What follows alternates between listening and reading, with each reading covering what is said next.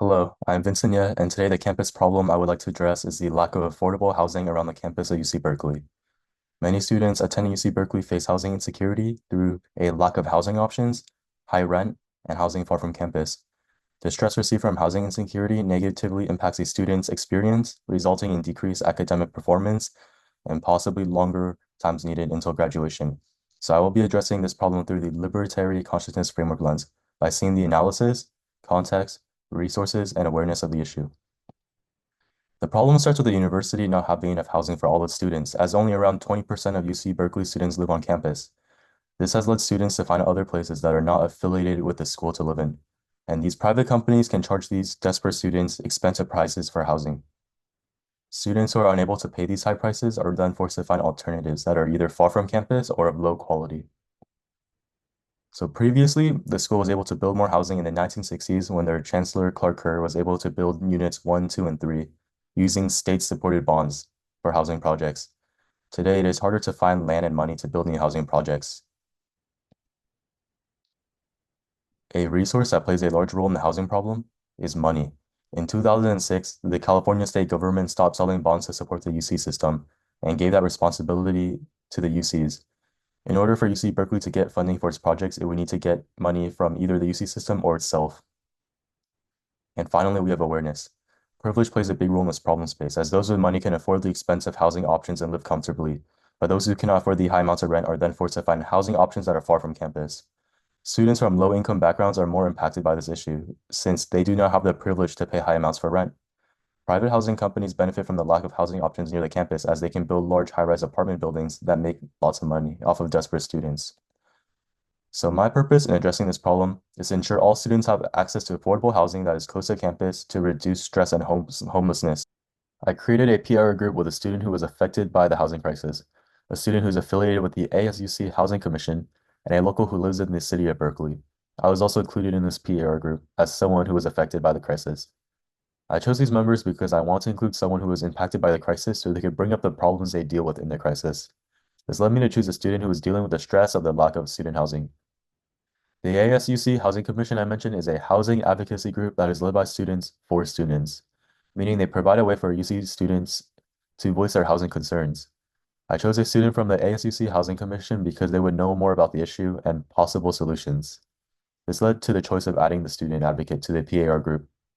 I also chose a local from the city of Berkeley because my liberatory consciousness framework showed that the conflict between the local community and university housing was a problem that made the problem worse. This led me to choose a local so I could get their perspective on the issue.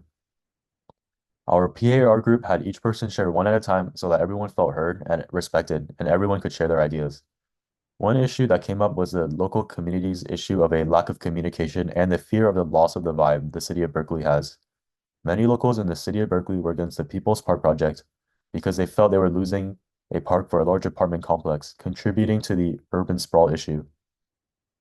The People's Park project included a community park space, but this was not communicated well within the community of Berkeley.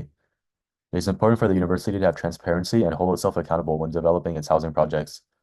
This insight led us to have inputs from all parties involved in the situation and to implement parks and community spaces in our new housing projects. Another insight I received was that students need help now, meaning a short-term solution was needed. This was brought up by both the student who was affected by the crisis and the member of the housing advocacy group, since they stated that many solutions proposed by the university were long-term, but there were students who need help now. This led to our solution needing an aspect that dealt with the situation in the short term and the long term. The core issues of the problem were a lack of funds from UC Berkeley to build more housing, opposition from the local community, and students needing help now. That's why my PAR group developed a dual strategy to tackle the issue from both a long-term and a short-term perspective. For the short-term perspective, the solution we propose would create more campus resources that would help students find suitable housing. Although UC Berkeley already has a single housing fair every semester, we thought it would be beneficial to have more housing fairs throughout the semester. This way, students will have more opportunities to find suitable housing.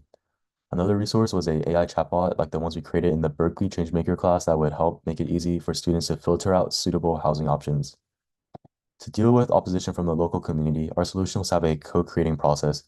This means that we have methods where we work alongside the community to get their views, and we would also use community inputs in our solutions. We would also make sure that our solutions are transparent so that the people creating the solutions are held accountable. And for the long-term aspect, we talked about getting more money through funds from UC Berkeley bonds or raising money through donations, possibly from generous alumni. We would advocate for the UC Berkeley administration to create more bonds to raise money for housing projects or host alumni banquets and dinners to attract donations. Another way we could possibly get funds would be to have student volunteers call alumni to get funds for UC Berkeley housing projects. These solutions would be able to deal with a housing issue since we would be able to get money to build these new housing projects, and it is important for others to participate in the process of co-creating because the solution requires the participation of students, the school administration, and the local community to come to an agreement and solution that benefits all. One concept that helped shape my process is Douglas Rushkoff's framing of cooperation rather than competition. This concept helped me make sure that my solution had cooperation with the local community rather than having the university compete and create housing without listening to the community. We use cooperation through community inputs, making our housing projects an investment to both UC Berkeley and the local community. We fight a cultural narrative of competition, but when we work together, our solution will have shared prosperity. Another concept was Brené Brown's framing of power with rather than power over. We use ideas like sources of power by having equal shared power rather than having a leader or power group that had all the powers. We distributed power to students facing the issue, the community, and housing advocacy groups. We also took advantage of the themes of leadership implications, making sure that we held people accountable and showed transparency throughout our process. I also use entrepreneurship strategies by using systems thinking beyond isolated problems to understand how different parts of an organization interact and interconnect. I was able to see how groups have connections and create those connections to ensure all points of view were included in the solution. This was seen through my PAR group, where all parties were able to share their views. I also saw power structures and saw who had power to make change to use points of leverage. We identified the university administration as a source of power, and we figured out a solution where students could help the administration.